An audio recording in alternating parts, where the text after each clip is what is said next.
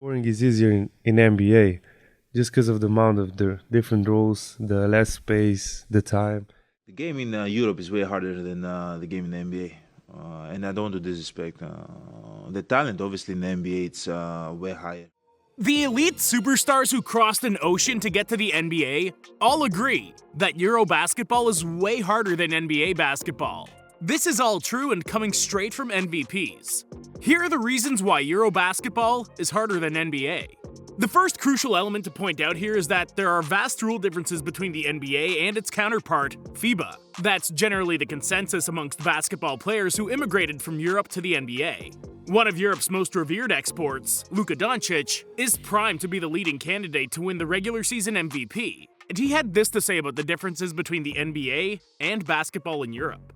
European basketball is more team basketball, more tactics basketball, but it's very different because the court's smaller, the fouls are different, the rules are different, everything's different, and you have less time. I always say scoring is easier in the NBA just because of the amount of different rules, the less space, the time. We'll be focusing on what Luka Doncic was alluding to, which are the parameters that make European basketball harder. Let's start off with the main one that shatters everyone's conception of basketball, the 3-second rule. You know the general North American rule that stresses that you can't be in the paint for more than 3 seconds. It doesn't exist in Europe. This means you can have a giant center, the likes of Nikola Jokic, plopped in the paint for as long as he wants. Imagine the damage Jokic can do to opposing defenses by just planting himself and setting up camp in the painted area. Also, try to dream of a scenario where both Jokic and the 7'1" Rudy Gobert are tussling and rustling under the basket trying to get into position to score. In fact, given the Frenchman's nature at staying near the rim and not scoring, I'm sure Jokic would have easily guarded Gobert. But that's just to illustrate a point that the absence of a 3-second rule favors the big men of European basketball and puts the smaller players at a disadvantage. When asked about the 3-second rule omission in European basketball, Nikola Jokic had this to say: "The NBA observes this 3-second rule, while FIBA doesn't, meaning defenses can stay stagnant and prevent almost all driving lanes from being open." But that's just one of several rule differences that make Euro basketball tougher. Another is the actual size of the court. It's smaller than the NBA, which means there are slightly less movement and spacing. Everything's compact with a giant man in the middle of the paint, ready to swat away any ball that comes his way.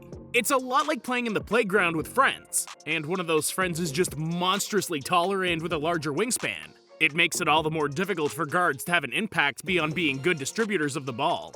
And that's what you have to be if you want a shot at making it in Euro basketball. Mastering the fundamentals is essential when it comes to establishing yourself as an elite player in Europe.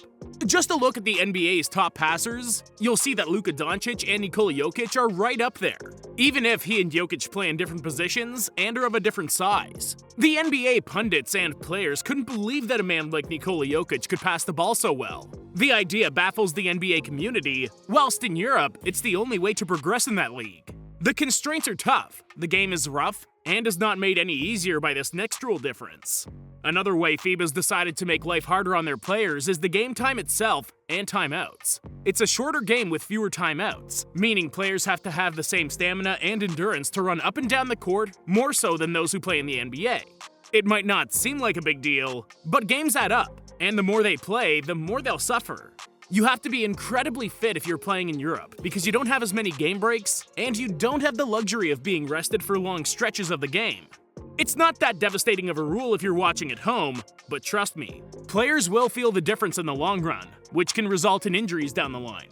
But there's just one last rule that really separates the two leagues, making the EuroLeague far tougher.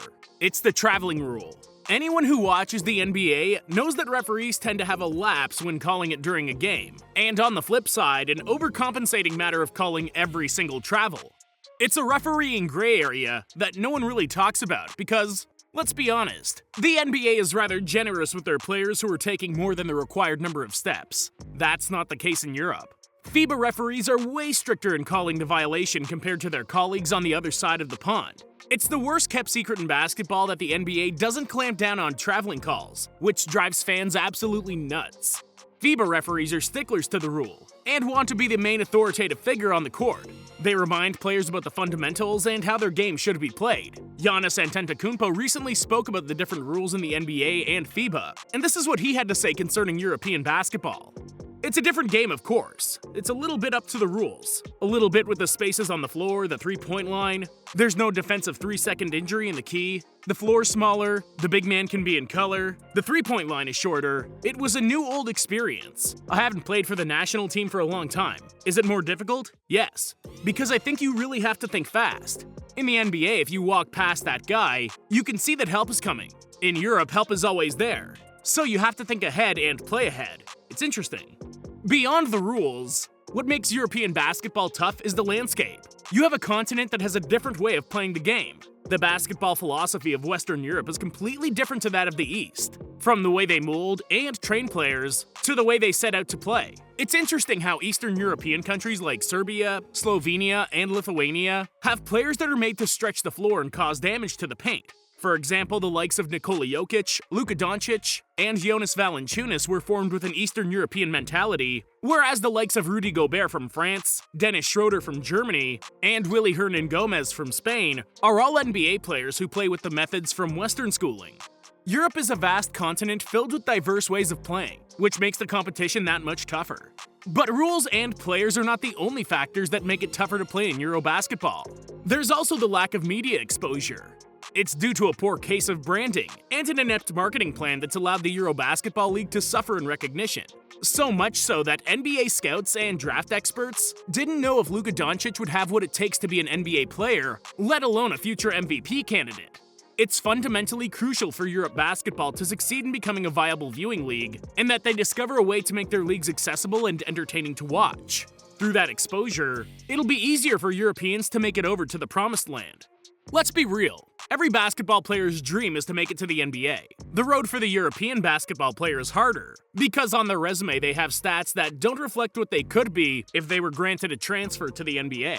The rules are different and make life harder on the basketball player who isn't 7 feet tall. They have rules that restrict your movement on the court, that run your stamina till it's an empty tank, and prevent you from playing the way NBA players are allowed to play. It's even tougher when Europeans are going up against a different breed, caliber, and philosophy of player.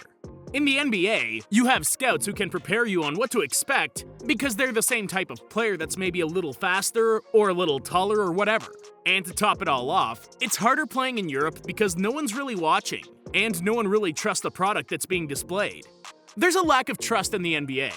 There are too many restrictions, and there's a lot of diverse competition. Those that manage to break out and make it to the NBA are diamond-level elite players, the best that the non-Americas have to offer. If you're looking for proof, just look at who won the NBA League MVPs the last 4 seasons. 2 were from the Serbian Nikola Jokic, and before that, 2 were awarded to Greece's Giannis Antetokounmpo. Do you think Euro basketball is harder than the NBA? Please, let us know in the comments below.